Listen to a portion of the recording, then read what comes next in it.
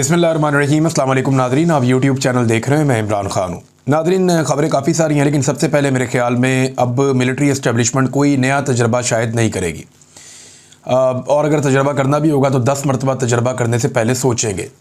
जो खातून ऑफिसर के चंद जुमलों ने बयानिया वाड़ के रख दिया है और पाकिस्तानियों के सीनों में जो दबी हुई चिंगारियाँ हैं उनको भड़काया है, उसके बाद कोई और तजर्बा करना बनता भी नहीं है।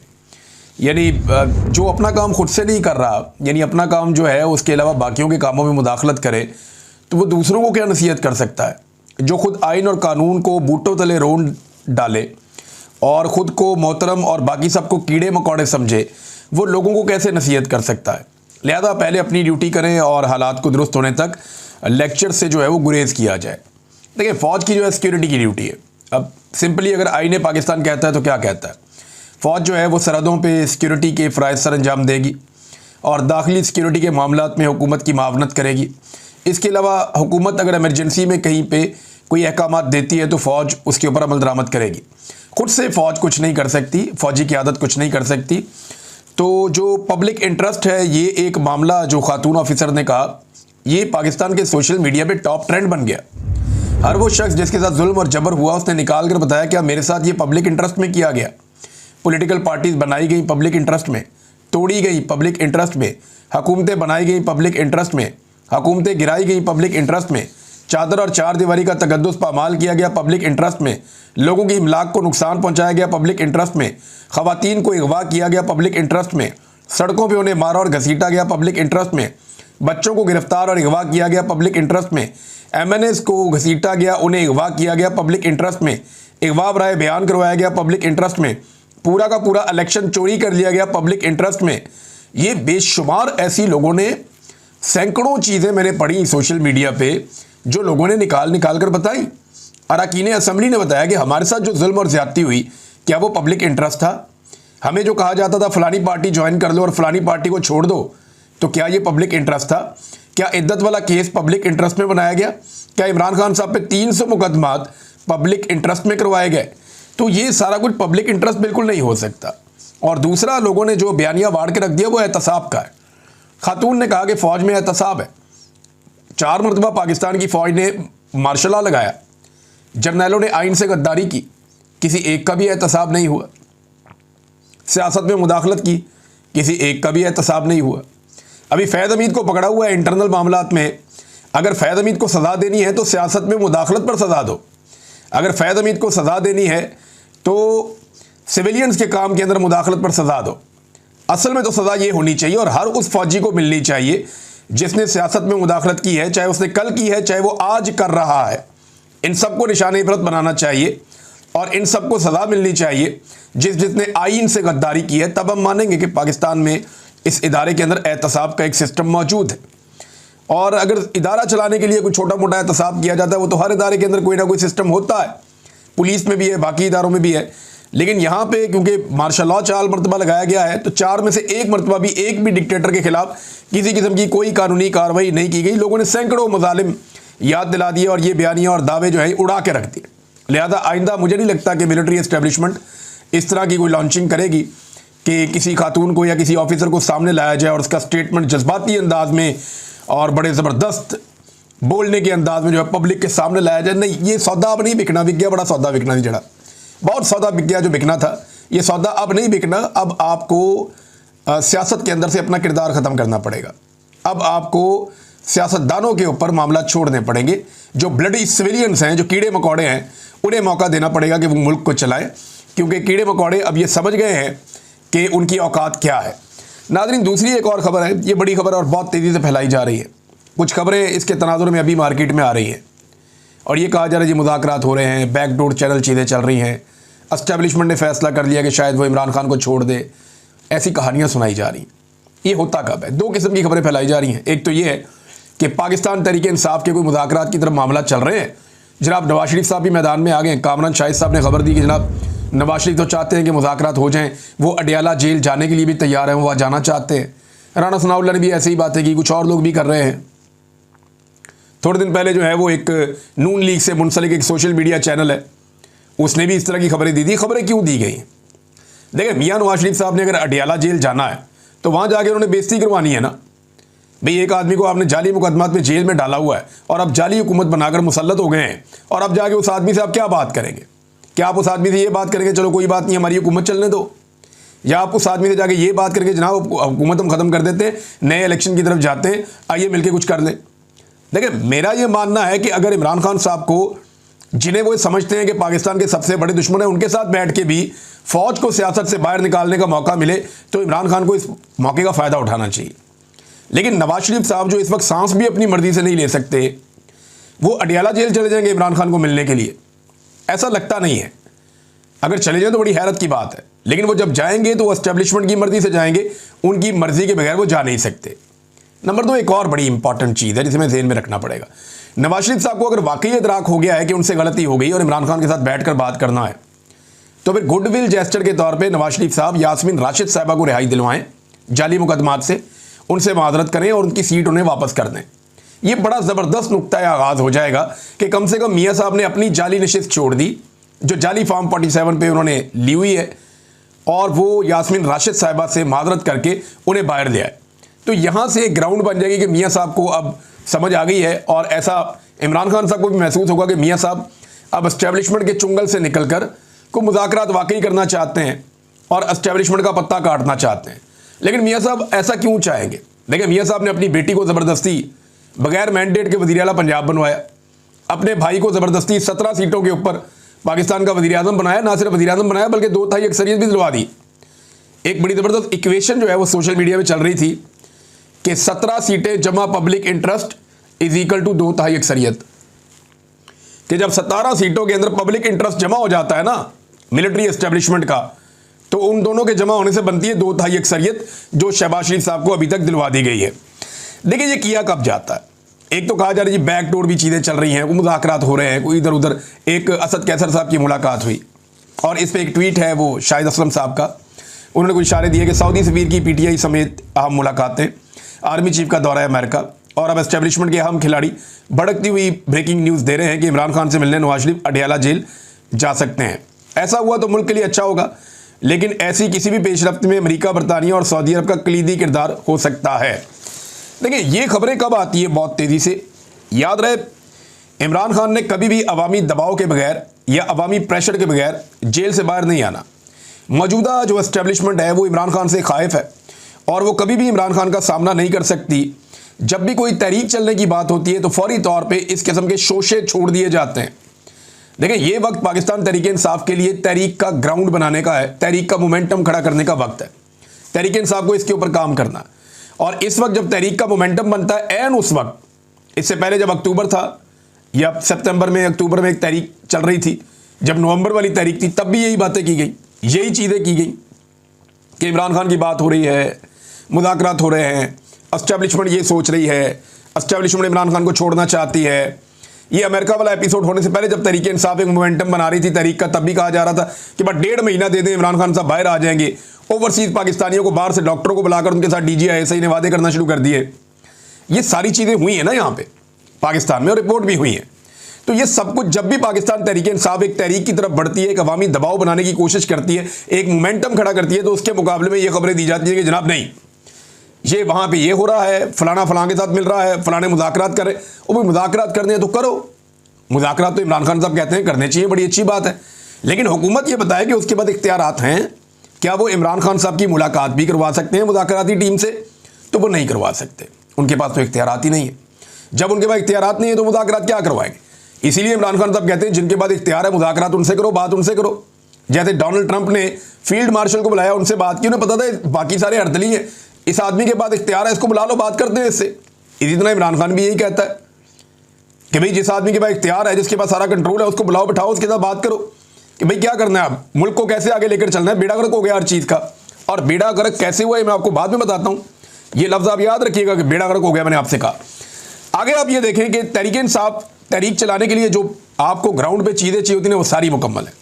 इस वक्त बदतरीन महंगाई है, खौफनाक बजट हुकूमत ने पेश किया है IMF का दिया हुआ, जिसने लोगों की कमर तोड़ दी है। अमीर आदमी के लिए आसानियाँ पैदा की जा रही हैं, गरीब आदमी जिनकी तादाद बहुत ज़्यादा है उनके लिए मुश्किलात पैदा की जा रही हैं। पाकिस्तान तकरीबन आधे पाकिस्तानी इस वक्त गुर्बत की लकीर से नीचे चले गए हैं। किसान मुकम्मल तौर पर तबाह हो चुका है, बेरोजगारी अपने उरूज पे है, 6% वाली बेरोजगारी 22% पे पहुंच गई है। मईशत तबाही के दहाने पर खड़ी है, बल्कि तबाह हो चुकी है। बैड गवर्नेंस पाकिस्तान में अपनी जगह पे है। हुकूमत की मकबूलियत इतनी ज़मीन बोस हो गई है कि अब ये लैट्रिनों के ऊपर और हर चीज़ के ऊपर अपना नाम लिखवाते हैं, अपनी शक्ल छपवाते हैं। अपोजिशन जो है वो इस वक्त मकबूल है। इमरान खान साहब की मकबूलियत का तोती बोलता है। ये फौज ने सर्वे करवाया अली अमीन के मुताबिक, उसमें इमरान खान साहब की मकबूलियत 88% आई है। अब बस एक मोमेंटम बनाने की ज़रूरत है। ये सारे लोग छिड़े हुए हैं, बहुत परेशान हैं, बहुत इस हुकूमत से खाइफ है। इन लोगों के अंदर एक मोमेंटम बनाने की ज़रूरत है तहरीक का, और फिर ये तहरीक खड़ी हो जाएगी। और इस दफ़ा तहरीक ऐसी नहीं है कि सबने जाना है इस्लामाबाद की तरफ। आप सारे इस्लामाबाद की तरफ जाते हैं, रास्ते में 50,000 पुलिस वाले इस्तेमाल होते हैं तो वो रोक लेते हैं। अब अपने अपने शहरों में, अपने अपने इलाकों में, अपनी अपनी जगहों पे अगर मुल्क को बंद किया जाएगा तो बड़ी मुसीबत बन जाएगी इस हुकूमत के लिए। अच्छा, इस मोमेंटम को बनने से पहले तोड़ना एक वजह और भी है कि ज़रूरी है। देखिए, 29 नवंबर 2025 को आर्मी चीफ के 3 साल मुकम्मल हो रहे हैं। असूलन इस तारीख को एक आर्मी चीफ रिटायर हो जाता है, लेकिन इन्होंने 2 साल की एक्सटेंशन ली हुई है। तो आर्मी चीफ चाहेंगे कि 29 नवंबर 2025 तक की तारीख जो है वो पुरसकून अंदाज में गुजर जाए। इस डेट से पहले मुल्क में कोई एहतजाजी तहरीक या कोई ऐसी अनइवन चीज़ें ना हो जिनकी वजह से ये मामला छिड़ जाए। लिहाजा वो ये चाहेंगे कि बिल्कुल पुरसकून अंदाज में 29 नवंबर 2025 का दिन गुजर जाए और उसके बाद वो 2 साल के लिए दोबारा उनकी एक्सटेंशन हो जाएगी। तो इस सूरत हाल में जो है वो फिर बाद में तहरीक चलती है तो देखेंगे क्या होगा, लेकिन वो चाहेंगे कि ये वक्त गुजर जाए और इसके लिए कोशिश अब की जा रही है। और कभी मुज़ाकरात, कभी बैकडोर चैनल, कभी ये वाली कहानी, कभी ट्रक की बत्ती। तो ये सारी ट्रक की बत्तियाँ इससे पहले भी हमने ऐसी बहुत देखी हैं। इमरान खान साहब को तो बहुत दफ़ा ऑप्शन दिए गए, यानी अब उन्हें क्या ऑप्शन दिया जाएगा। आमिर डोगर साहब ने जो इंकशाफ किया था वो ये देखें आप। आमिर डोगर साहब हैं, ये हामिद मीर साहब के प्रोग्राम में इंकशाफ कर रहे थे कि इमरान खान को जिस दिन गिरफ्तार किया गया उससे एक दिन पहले इमरान खान के पास कुछ लोग भेजे गए थे कि आपको सुबह गिरफ्तार कर लिया जाएगा। अगर आप मुल्क से जाना चाहते हैं तो लाहौर एयरपोर्ट पर जहाज़ खड़ा है, आप दुनिया में जहां जाना चाहते हैं जा सकते हैं। मगर इमरान खान ने बैरून मुल्क जाने से इनकार कर दिया। आमिर डोगर कहते हैं कि इमरान खान को बार बार मुल्क से बाहर जाने का कहा गया। जब वो जेल में चले गए तब भी उन्हें मुल्क से बाहर जाने का कहा गया। उन्हें यह भी कहा गया कि आप हाउस अरेस्ट हो जाएं, लेकिन इमरान खान साहब ने किसी किस्म की डील नहीं ली। उन्हें 8 फरवरी के इलेक्शन से पहले और 8 फरवरी के इलेक्शन के बाद भी बार बार डील देने की कोशिश की गई, लेकिन उन्होंने डील नहीं ली। एक आदमी जिसने उस मुश्किल वक्त में डील नहीं की, क्या वो इस वक्त डील करेगा जब हुकूमत बुरी तरह फंसी हुई है? मुझे नहीं लगता कि इमरान खान कोई डील करने जा रहा है। पाकिस्तान के लिए वो एस्टेब्लिशमेंट से बात करना चाहते हैं कि भाई बेड़ा गर्क हो गया मुल्क का, अब निकलो बीच में से, आओ मैं तुम्हें रास्ता बना कर दूं, तुम निकल जाओ। और इसके लिए अगर नवाज शरीफ से भी बात करनी पड़े तो कोई घाटे का सौदा नहीं है। एक दफ़ा फौज को सियासत से निकाल दें तो पाकिस्तान आगे बढ़ सकता है, इसके अलावा और कोई रास्ता नहीं है। नाज़रीन, मैं आपको कह रहा था ना कि तबाही फेर दी है। अब वो चीज़ मैं आपके सामने रखने जा रहा हूँ कि किन चीज़ों को मैं ये कह रहा था कि बुरी तरह पाकिस्तान में तबाही फेरी गई है। कौन से बड़े बड़े जो है वो कंपनियां हैं जो पाकिस्तान को छोड़कर चली गई, जैसे कि माइक्रोसॉफ्ट पाकिस्तान में बंद करके अपने दफ्तर जा रही है। 25 साल से वो यहाँ काम कर रहे थे, अब वो छोड़कर पाकिस्तान को जा रहे हैं। तो ये तो पाकिस्तान के लिए एक बड़ा नेगेटिव है। बहुत बड़ी तादाद में लोग बेरोजगार हो जाएंगे। इसमें रिजवान गलज़ई साहब ने बड़ा अच्छा काम किया। उन्होंने एक रिपोर्ट तैयार की है, उसमें चंद उन बड़ी कंपनियों के नाम बताए हैं जो पाकिस्तान से अपना कारोबार बंद करके चले गए। शेल कंपनी अपने 77.42% जो शेयर्स हैं वो बेचकर जून 2023 में चली गई। पार्को पेट्रोलियम कंपनी अपने 50% शेयर्स बेचकर पाकिस्तान से चली गई। 2023 दिसंबर में टेलीनॉर पाकिस्तान भी बंद हो गया, चला गया पाकिस्तान से। ऊबर कंपनी, यानी वो किसी और को बेचकर चले गए, ऊबर कंपनी वो भी बंद हो गई। और उनकी एक और कंपनी है क्रीम, वो भी बंद होने का उन्होंने ऐलान कर दिया कि वो भी बंद हो जाएगी। 1-2 माह पहले उन्होंने ऐलान किया था। प्रॉक्टर एंड गैम्बल कंपनी वो भी बंद हो गई, वो बेचकर चले गए। सीमेंस कंपनी वो भी बेचकर चले गए। यानी बहुत सारी ऐसी कंपनियां हैं जो पाकिस्तान छोड़कर जा रही हैं। मोबाइल फ़ोन बनाने वाली कंपनियां वो भी पाकिस्तान छोड़कर जा रही हैं। जो कंपनियां पाकिस्तान में आना चाहती थी वो अब कानों को हाथ लगा रही हैं कि जी हम नहीं आ रहे। इससे पहले डॉक्टर आरिफ अलवी भी अपने ट्वीट में बता चुके हैं कि उन्हें माइक्रोसॉफ्ट के जो हेड हैं, जो मालिक हैं बिल गेट्स, उन्होंने क्या कहा था।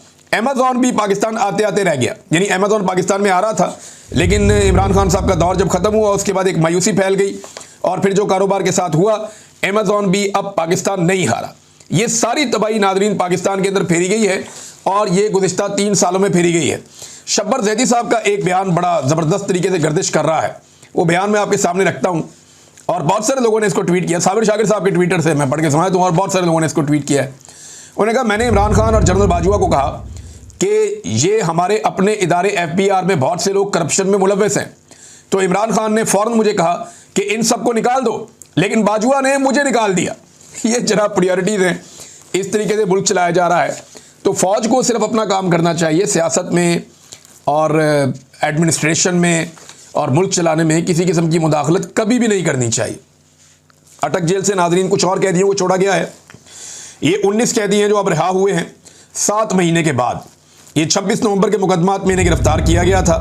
जब ये कैदी रिहा हुए तो वहाँ कैमरामैन मौजूद थे।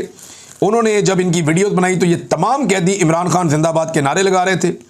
इन तमाम कैदियों ने कहा कि हम दोबारा निकलेंगे और इमरान खान को रिहा करवाएंगे।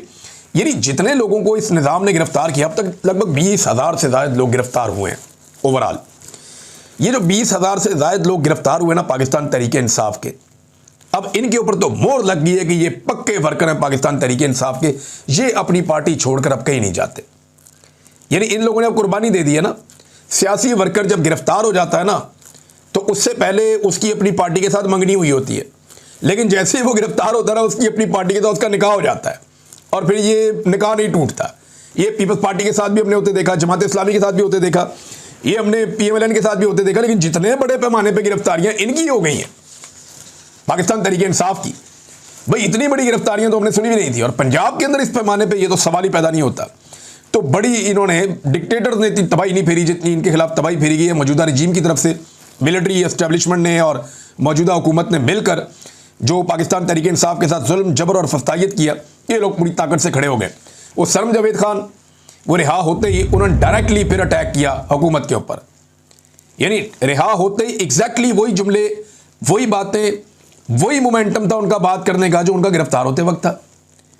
अब एक लड़की है सरम जावेद खान और एक बड़ी उम्र की खातून है मरियम नवाज शरीफ। अब मरियम नवाज जो है, आपको गौर करें ना, जरा पीछे जाए आप, जरा सी तकलीफ आती थी तो 4-4 महीने 3-3 महीने उनका ट्विटर ही बंद हो जाता था। 4-4 3-3 महीने मरियम नवाज का कोई स्टेटमेंट ही नहीं आता था। जरा सी मुसीबत आती थी तो ये कंप्रोमाइज कर देते थे, डर जाते थे, खौफजदा हो जाते थे। जैसे इन्हें थोड़ा सा आसरा मिलता था कहीं से एस्टेब्लिशमेंट से, ये फिर आगे एक कदम आके चढ़ जाते थे। जनरल बाजुआ पीछे पीछे इनको थोड़ा सा हलाशेरी देता रहता था। हालांकि फौज के खिलाफ जो स्टेटमेंट भी इन्होंने दिए थे वो जनरल बाजुआ के आशीर्वाद से दिए थे, क्योंकि जनरल बाजुआ ने रजीम चेंज करना था, उनको इस बात का आइडिया था, वो इसे प्लान कर रहे थे, उन्हें एक एक्सटेंशन और चाहिए थी। जो ख्वाजा आसिफ और ये सारे लोग अब बताते हैं कि जनरल बाजुआ एक्सटेंशन मांग रहा था, हमने उसको दी नहीं। तो जनरल बाजुआ की हलाशेरी से ये स्टेटमेंट वगैरह देते थे, लेकिन जैसे ही जरा सी मुश्किल होती थी ये अपने ट्विटर अकाउंट बंद करके भाग जाते थे। पाकिस्तान में कुछ भी होता रहता था, कुछ भी नहीं बोलते थे। लेकिन ये लड़की देखें, अपने हत्ती लड़की है, किसी बड़े सियासी खानदान से ताल्लुक भी नहीं है, बार बार गिरफ्तार हो जाती है और इसको आम कैदियों के साथ रखा जाता है, सहूलतें भी नहीं दी जाती। मरियम नवाज को जैसी सहूलतें मिली हैं ये तो सोच भी नहीं सकती। लेकिन इसके बावजूद ये लड़की जिस दिन बाहर आती है उसी शिद्दत के साथ और उसी अज़म के साथ जबर, फस्तायत और जुल्म के सामने खड़ी हो जाती है। अगर मरियम नवाज को वाकई इससे डर लगता है तो ठीक लगता है। अगर मरियम नवाज को वाकई ये लगता है कि वो इस जैसी नहीं बन सकती तो ये बात ठीक है, वो इस जैसी नहीं बन सकती। ये लड़की बहुत बहादुर है और इसने बड़ा मुकाबला किया है। नाज़रीन एक चीज़ और है, मेरे ख्याल में इस मुल्क के अंदर ना जब भी कोई नई हुकूमत आए ना उसे एक एग्जीक्यूटिव ऑर्डर लेकर आना चाहिए और उस एग्जीक्यूटिव ऑर्डर के तहत तमाम सियासतदानों के नामों पे जितने भी मनसूबे बने हैं उन तमाम के नाम ख़त्म कर देने चाहिए। यानी नाम रखने चाहिए, कायदे आज़म का रखें ना, अल्लामा इकबाल का रखें, फातिमा जिन्ना का रखें, सर सैयद अहमद खान का रखें, लियाकत अली खान का रखें, जो कौमी हीरोज़ हैं, निशान हैदर हैं, उनका नाम रखें, बड़े बड़े एजाज़ात जो पाकिस्तान के लिए लाने वाले खिलाड़ी हैं उनके नाम रखें, बड़े बड़े जो आर्टिस्ट हैं उनके नाम पर रखें, अब्दुल सत्तार ईदी साहब जैसे लोगों के नाम पर रखें, बड़े बड़े शायरों के, सहाफ़ियों के, अदीबों के, यानी जो पुराने सियासतदान हैं उनके, जो उस्ताद हैं बड़े बड़े, उनके नामों के ऊपर, जो साइंटिस्ट हैं उनके नामों के ऊपर नाम रखें ना। ये जो लोग सियासी फ़ायदा उठाते हैं, पब्लिक मनी से एक चीज़ बन रही है और उसके ऊपर अपना नाम ठोक दिया। सिंध में जो बनता है उसके अंदर जनाब या भुट्टो का नाम आ जाता है या जरदारी का नाम आ जाता है। इसी तरह पंजाब के अंदर जो बनता है शरीफ खानदान अपने नाम पे बना लेता है। उस्मान बुज़दार ने भी एक अस्पताल अपने वालिद के नाम पे बनाने की कोशिश की थी। तो ये रविश बंद होनी चाहिए। एक एग्जीक्यूटिव ऑर्डर ऐसा आना चाहिए जो अगली हुकूमत आए कि वो तमाम जितने इदारों के नाम, चाहे वो शरीफों के नामों पे हैं, चाहे वो भुट्टों के नामों पे हैं, चाहे वो जरदारियों के नामों पे हैं, चाहे वो किसी और के नाम के ऊपर, गिलानियों के नामों के ऊपर, वो सारे नाम ख़त्म करें, वो सारे नाम ख़त्म करें और यानी उन लोगों के नामों के ऊपर रखें जिन्होंने पाकिस्तान को कुछ डिलीवर किया। और आज उनका नाम रखने पे किसी भी सियासी जमात का कोई सियासी फ़ायदा नहीं हो रहा, कन्फ्लिक्ट ऑफ इंटरेस्ट नहीं हो रहा। पब्लिक के पैसे से जो चीज़ बन रही है वो जो है उससे किसी सियासी जमात को फायदा नहीं होना चाहिए। यानी हद हो गई है। एक सहाफ़ी ने भी खबर दी कि 2700 से ज्यादा प्रोजेक्ट ऐसे हैं जिनके नाम मरियम नवाज और नवाज शरीफ ने अपने नाम पे रख दिए, और इसके खानदान में बाकी लोगों ने पता नहीं क्या क्या तबाही फेरी हुई है। हमजा शहबाज के नाम पे चीजें, शहबाज शरीफ के नाम पे चीजें, इनके खानदान में कि बच्चे हैं उनके नामों के ऊपर भी इन्होंने चीजें रखी हुई हैं। अंदाजा करें आप। तो ये चीज जो है ये खत्म होनी बहुत जरूरी है, क्योंकि काम ये टकेगा नहीं करते और मशहूरी ये बहुत ज्यादा करते हैं। काम का अंदाजा आप ये करेंगे, लाहौर का जो सबसे बड़ा अस्पताल है जिसका मरियम नवाज ने कई दफा विजिट किया है, मरियम औरंगजेब भी खुफिया छापे मारती फिरती है। अस्पताल की हालत यह है कि आज एक वीडियो में देख रहा था, वहां पे लोग अपने घरों से पंखे लेकर आ रहे हैं। एसी तो खराब है, पंखे भी अवेलेबल नहीं है अस्पताल में। लोगों को अमले ने कहा जनाब अपने मरीज को अगर आप रखना चाहते हैं गर्मी से महफूज तो घर से लेकर आए पंखा। तो लोग अपने कंधों पे पंखे उठा के अस्पताल जा रहे हैं, वहां पे मीडिया ने रिपोर्ट कर दिया। और कोई तीसरी मंजिल पे लेके जा रहा है, कोई दूसरी मंजिल पे लेके जा रहा है। मेरे मरीज का ऑपरेशन हुआ है, वो गर्मी में पड़ा हुआ है, मैं पंखा लेकर आया हूं, जरा सा पंखा इधर करो, दूसरे मरीज की तरफ लड़ाई हो जाती है। वो कह रहे हैं जनाब बिल्कुल सहूलतें अवेलेबल ही नहीं है, दवाइयां भी नहीं मिल रही है अस्पताल के अंदर। डॉक्टर्स ने वहां पे बात की, उन्होंने कहा जी हम भी एहतजाज करने जा रहे हैं, यहां कोई सहूलत अवेलेबल नहीं है। यहां पे हुकूमत ड्रामे करने आ जाती है, किसी किस्म की फैसिलिटी नहीं दी गई, और लोगों के पास जो एक सहूलत थी सेहत कार्ड की कि वो जहां से दिल करे जाके इलाज करवा लें, वो सहूलत भी मरियम नवाज ने लोगों से छीन ली है। नादरीन एक और बड़ी खबर है, आखिर में जाते जाते आपको बता देता हूं कि तालिबान की हुकूमत को पहले मुल्क ने तस्लीम कर लिया है, और वो पहला मुल्क है रूस।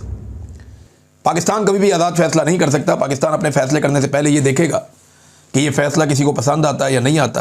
पाकिस्तान की खारजा पॉलिसी बिल्कुल आज़ाद नहीं है, लिहाजा रशिया ने तो अब तालिबान को तस्लीम कर लिया है, और ये एक नए दौर का और एक नई सिमत का आगाज़ है। आने वाले दिन में रीजन की सियासत पे इसके असरात होंगे। बात करेंगे बाद में, अब तक के लिए इतनी। अपना ख्याल रखिएगा, अपने चैनल का भी। अल्लाह हाफिज़।